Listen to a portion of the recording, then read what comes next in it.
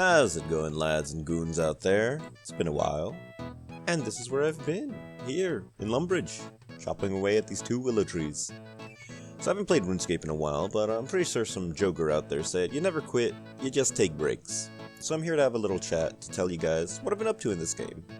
My girlfriend recently got into it and has the intention to pop a bond after beating all the free-to-play quests. So once she is done with Dragon Slayer, I will also buy myself an old 12 million bond at the time of recording. But in the meantime, here are 10 tasks or activities I've been doing in free-to-play and old school RuneScape to just do the free-to-play experience. I hope you enjoy at least one of them. Yeah. What, you thought we were going somewhere else? No, of course not. Here's the number 1. Chopping these 2 willow trees right here. And why, might you ask, willow trees specifically? Even though you have 70 wood cutting? Surely maple or yew would be better. But no, despite having bigger XP drops, the rate at which you chop these willow trees outpaces the XP rates of yew or maple by a pretty big margin. Chopping maple is 30% XP rate slower, and chopping yews is even more severe than that. Unless you use stick manipulation with like a snow globe or a reindeer hat, but I'm not into RSI, so I'll leave that until I have a grudge against my hand's cartilage. Moving on. The next activity is impressively mind-numbing, and I suggest pairing this with a nice 12-hour deep dive into why good game is good. I am talking about power mining this iron here, and I don't recommend going too crazy a high skill level doing this. Personally, I just got the Song of the Elves requirement and called quits because it was quite mind-numbing, but the gist of the method is, you mine the 3 rocks around you here north of Alcarid in the Alcarid mine, and you drop the iron before the first rock refreshes, and you do this infinitely or until you reach your goal. In order to drop things easily, you will want to use the menu entry swapper plugin and switch the irons left click in your inventory with drop, and that's the entire method. What a time I'm sure you will have with this one. Alright, moving on. Next, keeping up with this whole skilling theme we have going on, and remember when I said something about I would never 3-tick? Well, I lied. This activity is 3-tick fishing, but how does one 3-tick fish in free-to-play, you might ask? Well, that's all thanks to our friend Django here in Falador. He lets you retrieve holiday items such as this snow globe, and the snow globe is the key to fish but good. What you do here is use the menu entry swapper plugin once again to switch the left click on the snow globe to snow. Then by clicking the snow globe, you will make a little layer of snow on the floor. Now when you click the snow, you will start to collect the snowballs, but the trick is to click very quickly onto the fishing tile you wish to fish, then allow your character to smack the water with their rod, and repeat. You can also use this method for other fish, but catch rates may vary depending on the skill requirement of the fish. What a fishy skilling method. Let's move on. So this next one is one of my favorite free-to-play activities to do, and that is craft funny little jewelry. The reason why it is one of my favorite is it actually gives very real XP rates depending on what jewelry you are crafting, and also very profitable in terms of free-to-play skills. I would recommend to check the prices and profits before starting. You can simply look on the Grand Exchange and check the gold bar plus the cut jewel price you'll be using and compare that to the crafted piece of jewelry. Check to see if you'd make a profit and you're set. In this example, I bought 103 diamonds and 103 gold bars from the Grand Exchange. I crafted them all into diamond necklaces here in Edgeville, which has a furnace right next to its bank. I then sell the diamond necklaces back to the Grand Exchange, and in total I make a fair profit for the time I put in. So look at that. Let's move on.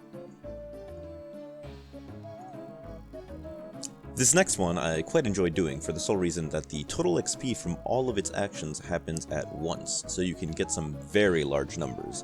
And this activity is combining grapes and jugs of water. You can get both from the Grand Exchange for a pittance. The way fermenting works with wine is every time more fermenting wine gets added to the stack in your bank, the timer for the fermentation resets for all of them.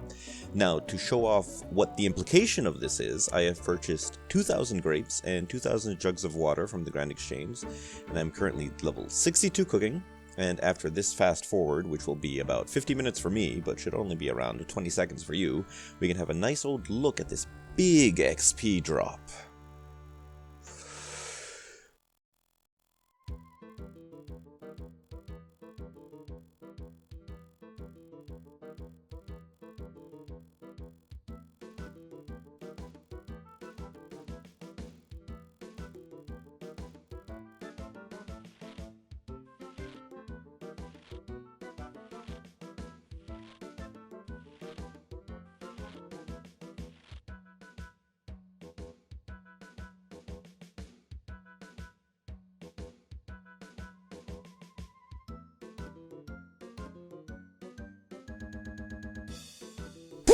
Ooh, the dopamine is so real. Look at that level 60 nice. No, look at this. I'm speechless. Level 69. Nice. Damn. Anyone else feel really good about that? I know I do. And you could too. Go on, ferment some wine on your own. Go on. Let's move on to the next one. Alright, now taking a break from the skilling and moving more towards more of a combat task, come join me just east of Al-Kharid, which usually surprises people that it is a free-to-play area. And we're gearing up and killing these hill giants. And we're not just killing them for XP rates, we want to get the giant key, like this one right here. And take this key all the way back to Edgeville. Now I'll quickly show you the long way to get here, then I'll show you the shortcut once you get the brass key, and where to find said brass key, so just follow along this path.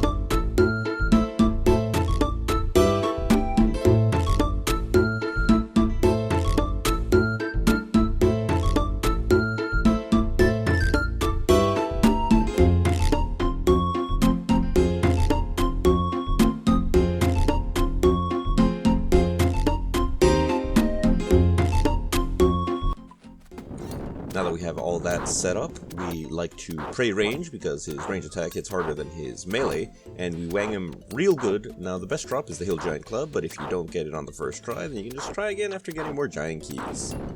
Alright, next one.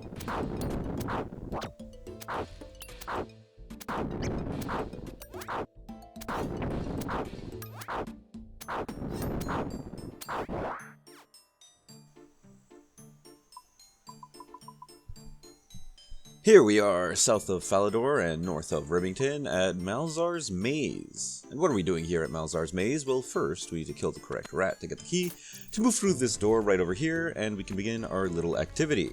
This one takes advantage of the new elemental weaknesses that have been implemented to monsters all across RuneScape. These ghosts have a 50% weakness to air spells, so it's quite affordable to come in here and blast away with an air staff all day. Now that 50% weakness applies to accuracy and damage, so the XP per rune will be pretty good here. Alright, moving on. Alright, so here we are, south of Port Sarum and Falador, essentially on the peninsula, and we are going into the Asgarnian Ice Dungeon, because this is like a level up of the previous method. Now follow along here.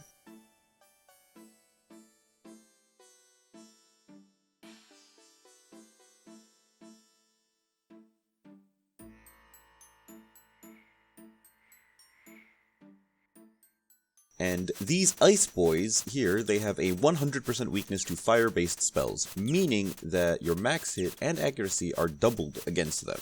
I enjoy using this little spot behind these rocks in the corner to safe spot the goons, and I could just spend a few days here at a time. I reckon maybe have a nap or watch a feature-length film. Overall, a great magic skilling meme right here.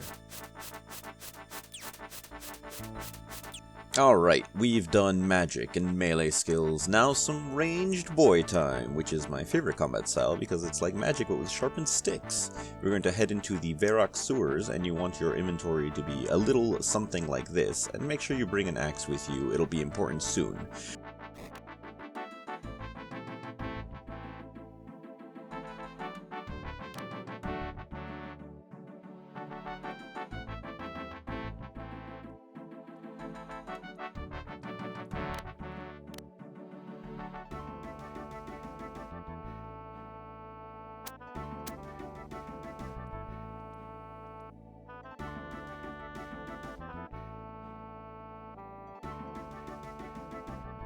we are going to fight the other free-to-play boss, Bryophyta.